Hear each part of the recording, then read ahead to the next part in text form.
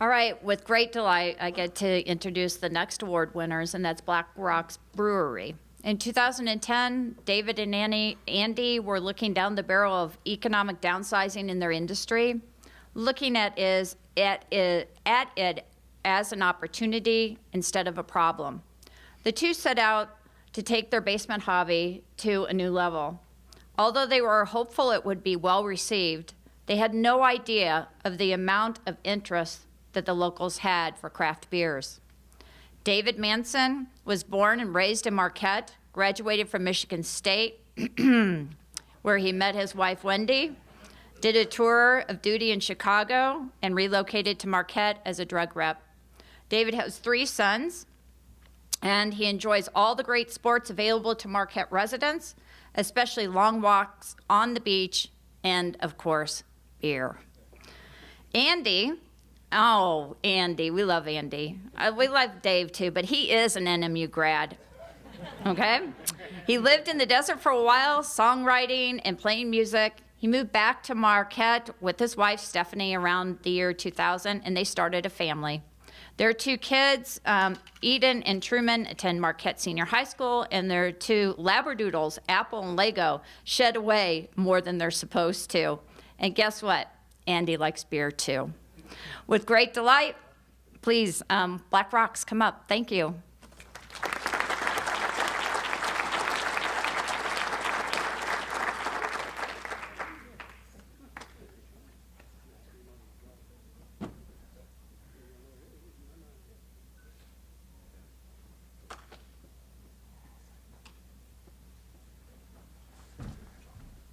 What's that? You want that one or this one? Oh, all right. Well, Hello. check. Good afternoon. Right before lunch, everybody's got a little hunger, a little being awake. It's only 11 o'clock, so we can't have beer technically. We can, because we're with a brewery. We can drink early in the morning, but We thought about bringing samples, but Northern kind of poo-pooed that. we could go off Pyeongchang time. State would have done it. And we'd be fine, right? Cheers, go USA. So anyways, here we are. Thank you very much for your recognition. We've spent the last 7 years with our heads down, and to this day, we're like, man, hope we keep the lights on. Yeah. You know, we just keep pushing, and every now and then, and here you guys said, you guys are doing a good job. Keep going, and it makes us pause for a second and go, all right, I think we're doing the right thing. Let's keep moving in that direction, and we are, and we're really excited about it. Our wives are excited that they don't have to help pour beer at night like they did throughout the first year and a half when we opened, and they can do their own thing. And yeah, there's the pub, and yeah, it seems like just yesterday we were selling drugs. For a pharmaceutical company, and David had the idea. Let's get together. Let's brew some beer on the weekends, and it's a nice creative outlet. Let's do this. It'll be a good time. I said, yeah, I like beer. Let's do that. So we started doing that, as we were drug reps, and we spent 4 years doing this, and we knew at one point. These pharma companies, they're always bringing new drugs on. They're going generic. They're going to lay off a bunch of people. We knew that was going to come down at some point. So we made a pact. We said, when one of us gets laid off, that's when we're going to start the brewery. And that's what happened. I got laid off first. He was bummed he wasn't laid off first because he had to go out and sell drugs and then come and sell alcohol, drugs. Anyway, so not sure what's on this. History. Yeah, that's us home brewing in David's backyard.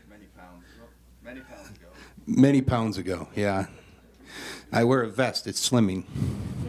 There we go. And there's the house on 3rd Street. You guys probably all know Tom Veer, Donkers and the Delft. This was his place at the time. And Tommy said, you guys, we're looking for a place. He said, come on, you guys got to come on in here. It's great, We walked in, we're like, come on, you're not going to put a brewery in here. It's tiny. There's little rooms here, little rooms there. No, it's fine. We'll open it up. It'll be great. And so we did. We opened it up and put some elbow grease into it. And they always say, hire better than yourself. And surprisingly, it wasn't too hard to find those people. But there we go. There's some of our, Andrew on the far left there is our original head brewer and production brewer. So assembling a crew is important, and fortunately we have been able to find really, really good people, and this award reflects them as much as it does us. So there we go. When's your turn, David? Hold on. There we go. There it is. Is that you? Yeah, that's All right. So we have a lot of. Can you hear me on this mic? Now, here, use this one. Hello? So we wanted to do things a little differently. Andy and I have done presentations before. We spent time kind of, pressing together and figuring out what we're going to say. We kind of did this blind, so we have it in 4 parts where I don't know what he put up and he didn't know what I put up. Should be done in about an hour. Yeah, I hope you guys have time. So if there's some duplicity here, we apologize. As he mentioned, and I hope you don't mind him using some salty language, but Tom Beer referred to it as a shitty little house on 3rd, and that's where we started. So could you be my clicker? Yeah. So we kind of decided to take it and make it a bright color, make it something vibrant, make it something that will really stick out. You can see we even updated the new sign there from the old one. But essentially, this is where we started with our one-barrel system. We had 4 taps, and for many of you that know our history, we were open till empty for the first year, and it was really cute until it wasn't.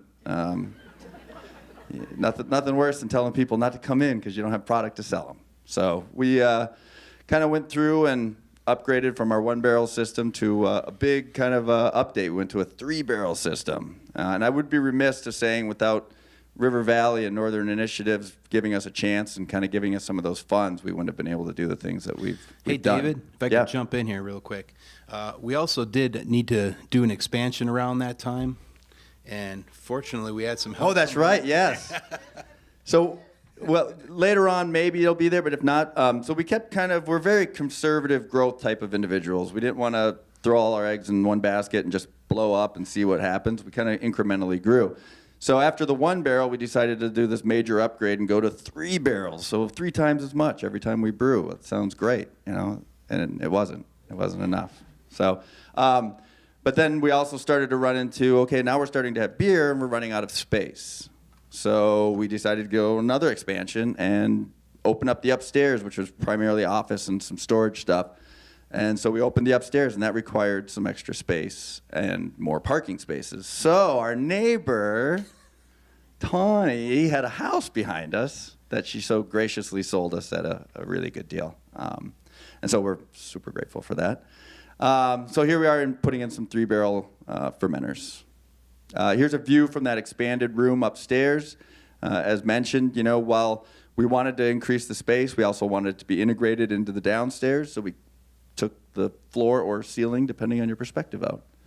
And then the further addition, we just this last summer put a outdoor patio on the backside because we all love drinking beer outside when it's 60 to 70, 80, 90 degrees. So we have a little added space, a little fire pit.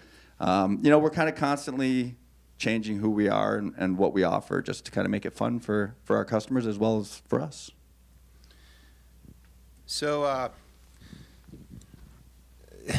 So at this point, we have a 3-barrel system, 1-barrel system. We're selling beer out, and we're having a hard time keeping up. So we thought, well, maybe if we get another venue, this would be great. But we didn't want to have 2 tap rooms because 2 tap rooms they're both hospitality-based, customer service-based, and the bigger place, we don't want to really be club owners. It's not our thing. And fortunately, we decided we'll take it another direction. Let's go into production. And it's totally unique from the tap room setting. The production end is where we're just going to be making beer and sending it out. And in 2013, once again, Tom Veer pointed out this place on Washington Street, the old Coca-Cola bottling building, and it was vacant at the time. And we walked in on a cold February, and it was dark and dusty, and looked around at all the brick and the cement floors. Said, perfect. It looks like a brewery. So we built it out with the help of River Valley.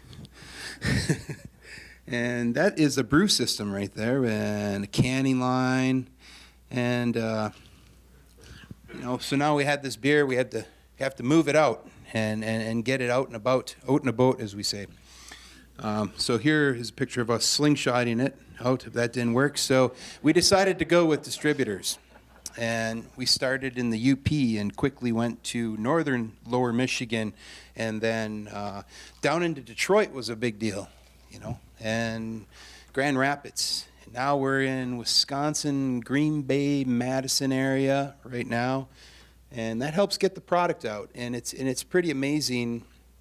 I just talked with fella from Grand Rapids or Traverse City. So yep, I get it at this store in Traverse City, and it's still, we know it's out there. We send it to the distributors, but it's crazy to hear it from people. Like, we bought this down in down in Zeeland.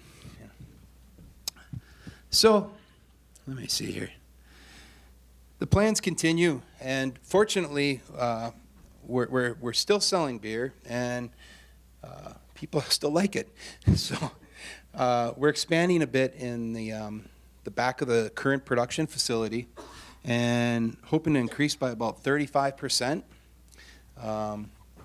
We're not a huge company. I don't know if we ever will be a huge company. We have about 20 employees, and that might add a couple more. We don't know yet. We have to kind of see how it goes.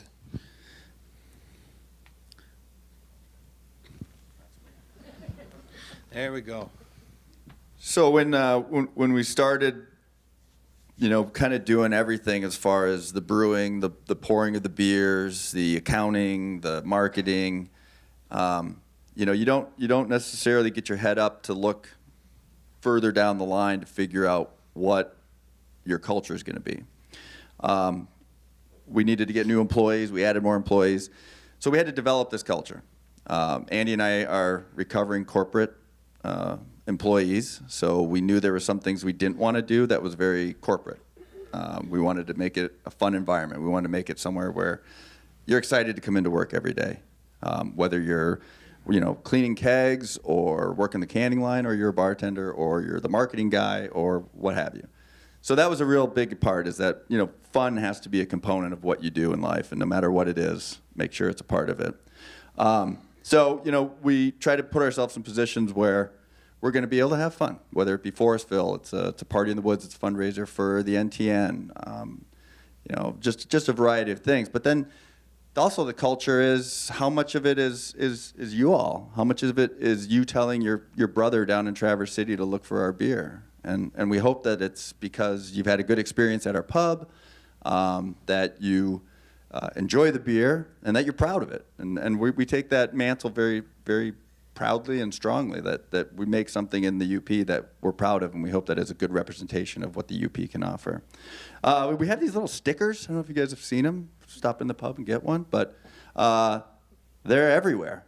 I mean, we've had people send us pictures of our shirts or our hats or our cans, for that matter, and our stickers all over. I mean, there's a 2 degree of separation for us Upers. It's kind of cool. You meet somebody, and if there's a connection, you kind of know it. I mean, it's across the UP. And so when people are spreading the gospel of Blackrocks, if you will, it kind of goes everywhere, and they're excited to share it. There's a guy in the UK. Well, no, there's a guy in the UK. There's one in Hawaii. That guy's, I think, in Japan. I mean, this stuff has been more traveled than I am, certainly, which is awesome. It's really great that it's out there. We encourage our employees to have fun. There they are. There's a cellarman and 2 brewers. We're at Forestville having a good time. There's maybe too good of a time. Maybe too good of a time. But we don't judge. We just make sure they don't embarrass us. That's our job. That's our job. So ultimately we try to reward them with a lot of freedom and flexibility to make big boy and big girl decisions. And 95% of the time they've done an amazing job in both representation and making those decisions.